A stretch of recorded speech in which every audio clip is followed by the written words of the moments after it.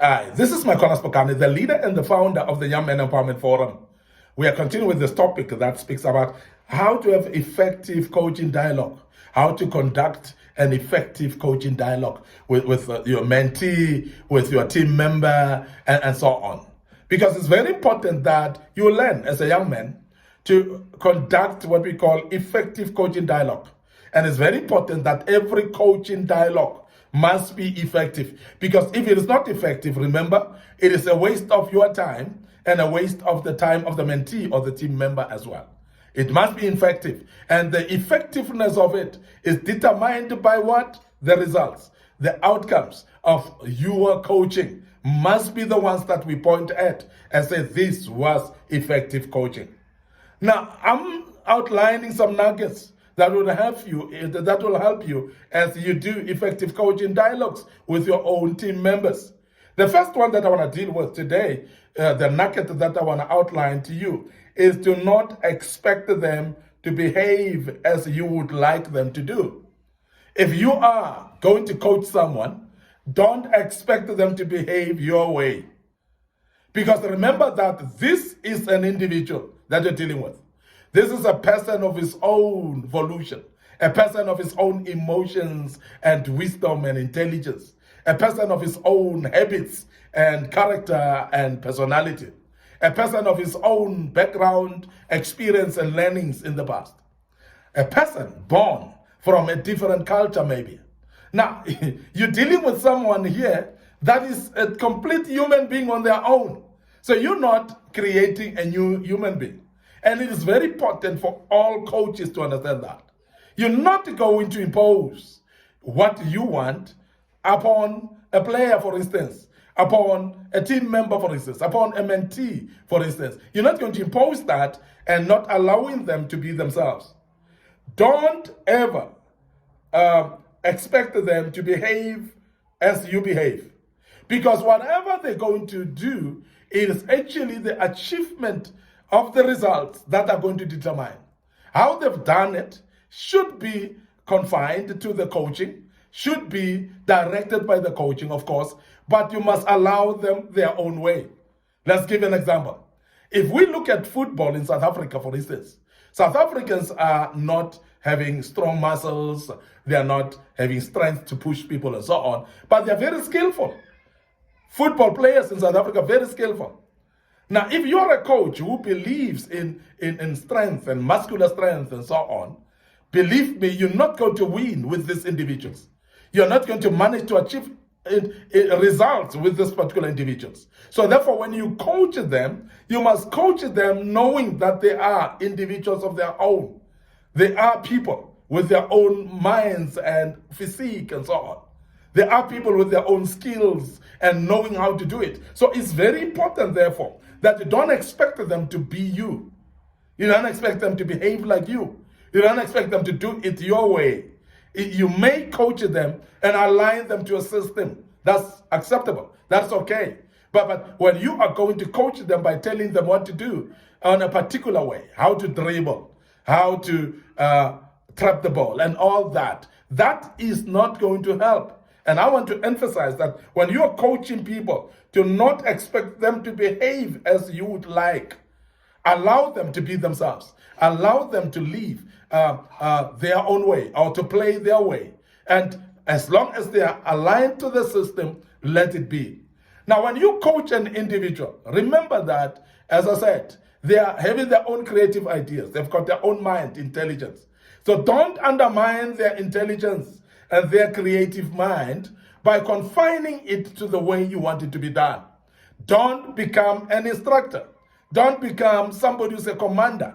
Don't become somebody who's actually telling people in details what to do. You must formulate a structure and let people align themselves to a structure, but let them do it their own way. And that's how important it is. And I want to emphasize that and say, please make sure as an individual coach that you coach people within the confines of their own skills and allow them to think like their own individuals that think differently.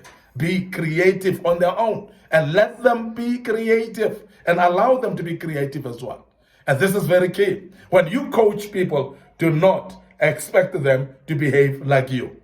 And I want to emphasize that because there are many times when coaches come with their own ways of coaching, and such coaches don't last because you're not going to achieve anything, and that is not going to be effective as well. When you coach an individual, if you want them to achieve something, allow them to think, allow them to become themselves, allow them to do it their own way. So therefore, don't be dictatorial in nature. And also don't be micromanaging to them, because as you have given them the task and as you have allowed them coaching and you've actually guided them by your coaching, allow them to do it their way and don't micromanage also how they do it. And that's very important. And we're emphasizing that because that's where many coaches failed in coaching people. The next nugget that I want to speak about in this slot is be authentic and be humble as well. Now, the problem is coaches come with arrogance. Coaches come with seniority complex and feeling a boss mentality of being a boss. And therefore, they must hear from me, they must do it my way, and they must do it my own way, and they are actually going to do it this way. Now, when you do it that way, number one, you're becoming antagonistic to your own people that you're coaching. You're actually creating an attitude of negativity. You're creating a stubbornness of some nature in them, that they're not going to align themselves to your coaching tips or to your nuggets of coaching because they feel that you are actually undermining them. It is very important as well that you become authentic. Now, authentic means then that you become yourself. You become yourself that they would be able to predict who you are, how you do. Now, authenticity is ability to become consistent with what you're doing until people know that you are like this. Now, authenticity is what we call integrity in other words, whereby your integrity remains the same. The principles that you apply, people are not confused about. When you are coaching individuals, they should be knowing where you're coming from.